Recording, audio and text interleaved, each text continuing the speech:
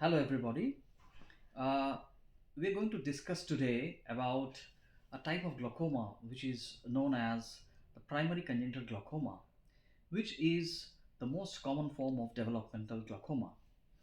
So, basically, this is isolated, non syndromic maldevelopment of the trabecular meshwork, and it can occur in various age groups like neonatal when it occurs less than 1 month, infantile when it occurs less than 2 years, and it can be late onset when it occurs after 2 years. Clinical evaluation is very important because if we can diagnose the disease at an early age and we can employ early and prompt treatment, then the prognosis is good. So intraocular pressure is of course very important, but in children, apart from the intraocular pressure, we have to depend on other features like the axial length, hub striae, etc. So the aims of evaluation are to confirm the diagnosis and to differentiate between primary and secondary glaucoma and to assess whether there are any ocular or systemic comorbidities. History is very important. We have to assess what was the age of onset of the symptoms. The classical symptoms are epiphora, photophobia, and blepharospasm, but there can be other symptoms like enlargement of the eye and haziness of the cornea, and sometimes it can also present with a red eye. And there have been reports where the child can present with sudden haziness of the cornea, which is known as acute corneal hydrops. So these are usually the presenting features. And after that, we have to assess the vision of this patient by age appropriate methods. So there are various techniques like the Taylor acuity curves, the assessing the fixation, etc. Then the most important step in assessment of congenital glaucoma is to do an examination of the anesthesia where we do the refraction, examine the intraocular pressure, document the corneal findings, assess the optic nerve status, etc. So for this we need some equipments like a pediatric speculum, calipers, tonometers like the Perkins tonometer, direct and indirect ophthalmoscopy, direct gonioscope, etc.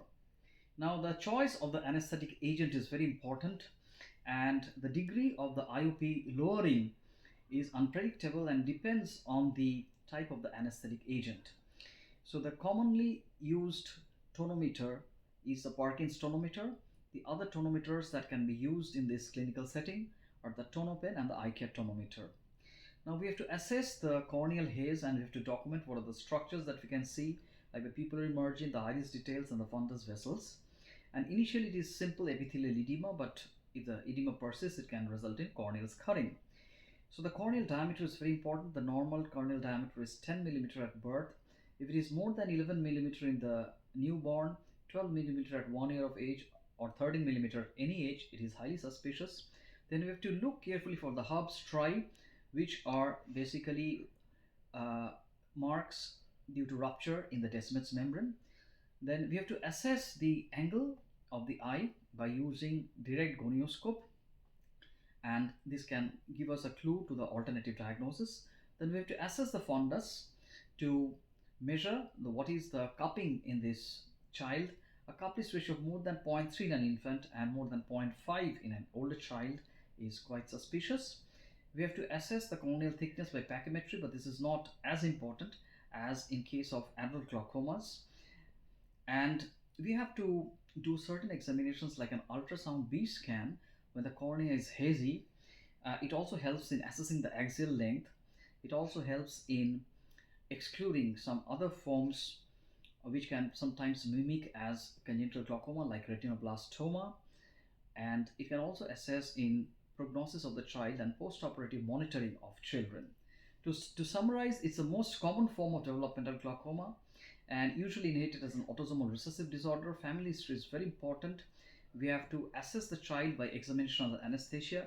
USGB scan is also very important, and this is a primarily surgical disease.